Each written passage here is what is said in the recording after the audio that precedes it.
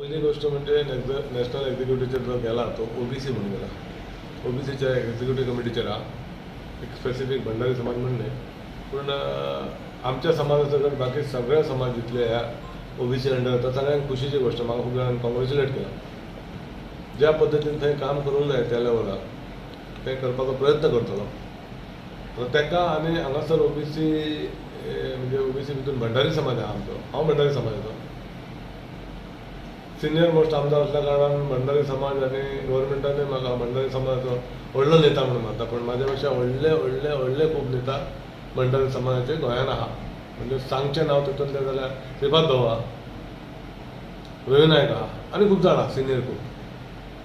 आतां प्रश्न असो येता की आम आदमीचे सगळे जाण येता आनी सांगता की हांगा भंडारी समाजाचो मुख्यमंत्री करतले.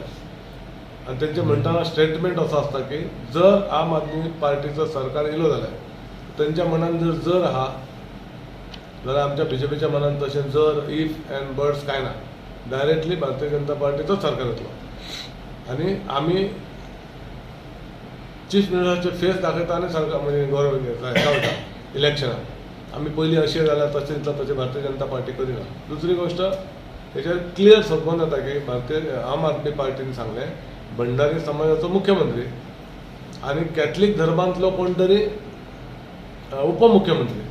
म्हणजे भंडारी समाज डेफिनेटली हिंदू आनी कॅथलीक समाजाचो उपमुख्यमंत्री. तेंचो स्टेटमेंट म्हाका म्हणजे हजाम जायना म्हणटा तो. हजाम जायना म्हणजे पसना. कारण ते डायरेक्टली दोन धर्मा भितर फूट घालपाचे तेंचे प्रयत्न चालू आहा जे भारतीय जनता पार्टी केन्ना करिना.